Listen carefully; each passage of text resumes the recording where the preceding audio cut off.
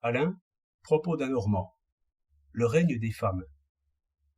Qu'un homme se sent petit dans une maison où il y a une femme en couche. La remarque est de Sterne.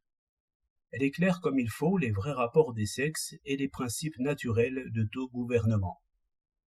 Par sa nature, la femme est gouvernante.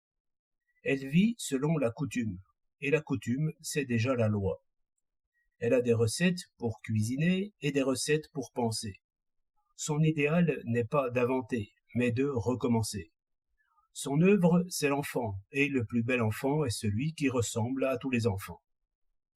L'ordre, la permanence, l'équilibre, la conservation et les conserves, telles sont les œuvres de la femme. Qu'est-ce que c'est que l'homme? Un inventeur, un rêveur, un poète, un paresseux. Aussi voyons-nous que dans les autres sociétés animales, le mâle est toléré tout au plus pendant le temps où l'on a besoin de lui pour la reproduction.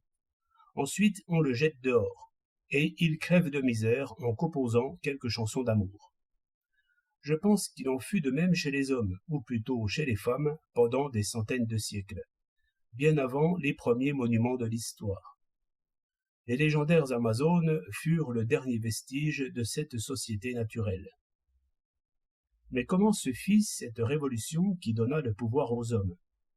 J'imagine qu'ils obtinrent de vivre un peu plus longtemps en allant chanter de porte en porte, parce qu'ils amusaient les enfants et les femmes.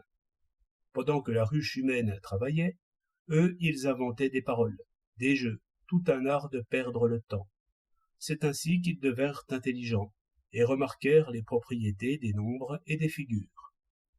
Pendant que les fourmis entassaient les provisions, les cigales inventèrent des jeux, puis des outils, puis des pièges, puis des armes. Ainsi naquirent deux puissants rois, le discours et la science, qui gouvernent aujourd'hui le monde. Quand les Amazones s'aperçurent qu'elles avaient trop supporté les chants et les discours, il était trop tard. Elles connurent ce qu'il en coûte d'avoir un cœur sensible et de faire l'aumône aux mendiants d'amour, porteurs de guitare. Poésie, musique, science, industrie, telle est l'histoire des mâles. Dès qu'ils eurent inventé l'arc et le bouclier, ils furent rois.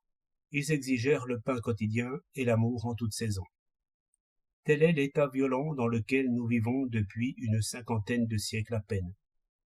Le luxe, les beaux-arts, la poésie, la guerre, l'industrie, la science, tout cela forme un système révolutionnaire et comme un coup d'État permanent. Mais les vaincus n'ont pas accepté la défaite. Les sentiments restent ce qu'ils étaient. La femme n'adore point son maître, si ce n'est en de courts instants d'ivresse. Elle méprise la science et les mécaniques, et, en attendant mieux, range ses pots de confiture en bataille, pendant que l'homme va au café, joue aux cartes et devise sur l'amour et la guerre. 23 juillet 1908.